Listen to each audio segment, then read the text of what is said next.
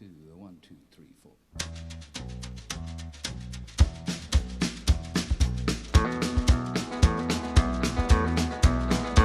On the road again.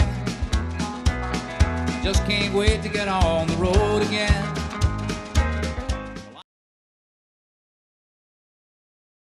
One of my first jobs in the construction fastener industry was with Ramset Fastening Systems. In 1969, I worked for them for 6 years and then became a dealer of theirs out in the market. And of course, my job with them was selling to dealers. And this is the early model, the main model that they sold, the one that made the company what it is, and what really was a fantastic tool. They made some changes to the tools in the early 70s, which I'll explain. The housing itself on this original tool, which I was glad to find on eBay, was chrome plating, which was a nice touch. The firing pin housing here that held the firing mechanism, it was chrome plated.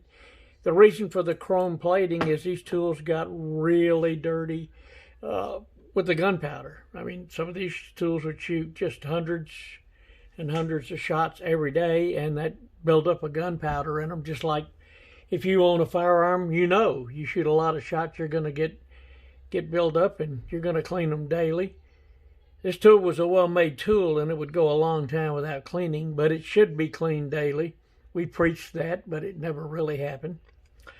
Anyway, some additional items on here were here. You can see the gunpowder and grit buildup here. This tool was completely jammed shut. Wouldn't open, wouldn't operate, nothing would move. It was locked up. But it was just years of firing, and what they would do was open up the tools, squirt a little WD-40 in, and then close it up and keep going. It would free up the parts. They would start to move again. However, the heat and the gunpowder and the oil together just created even worse, much worse.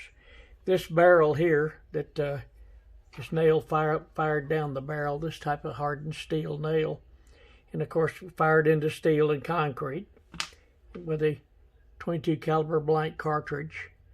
More powder than a 22, but I meant it was a 22 diameter. And this was the barrel.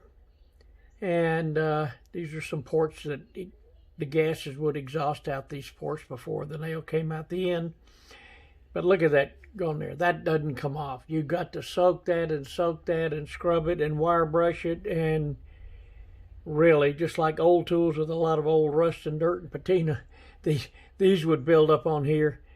This tool was really difficult. It took me quite a while to get it disassembled because of all the gunpowder down in the barrel, on the outside. All the areas of the tool were just caked with gunpowder. The easiest part to clean, which you couldn't do on the later model, was here because of the chrome plating. It made it easier to get that gunpowder off of it that had been built up on it. So I tore the tool down just to show you the components that were in there. I haven't torn one of these down. They quit making this tool in the 80s, over 30 years ago, because the OSHA wouldn't approve them anymore. Not because the tools were really dangerous. They were dangerous if used improperly, just like a firearm.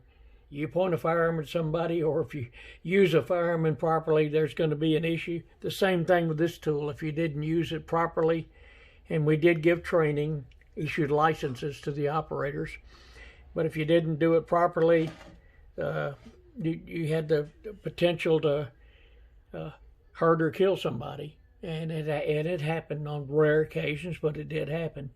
So newer tools came out that operated on a different principle with a drive rod, a much lower powered tool. However, these tools continued to operate until people couldn't get parts anymore, and manufacturers finally stopped making all of the nails and the charges that went in this tool.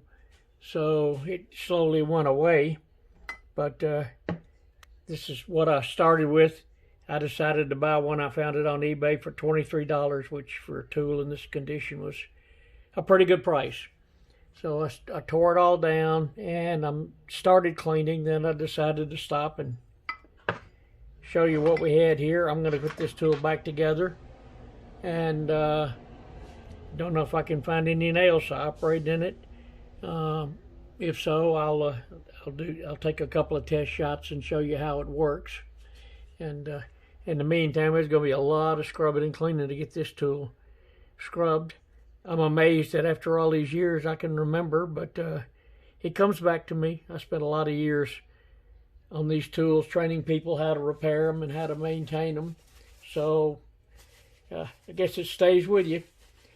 So we'll see if we can't use those skills to get this one back in good working condition. Okay, here's this Ramset Model 122 MD Jobmaster, restored and in perfect work condition, and looks great now. Got it all shined and cleaned. Should we take a test shot? Of course we should. It's how the tool operated. You put the nail in here. I'm not going to shoot a nail. I'm going to fire it with just the load, blank fire it. And then this called a breech plug goes in there, and that holds the powder charge. And I've got some number 6 powder charges, which are purple color. They identified the strength by the number and the color. So this was a number 6 purple, which was a very strong load. Then you close the tool like this. And like I said, we're going to fire it without a nail just to show you it in operation. Okay, here we are with a test shot on the Ramset Jobmaster tool. When I fired it, if you heard somebody holler, that was my neighbor. I gave him a heads up and told him, but still made him jump. So there's my Ramset tool from my first year in the business in 1969. Thanks for watching.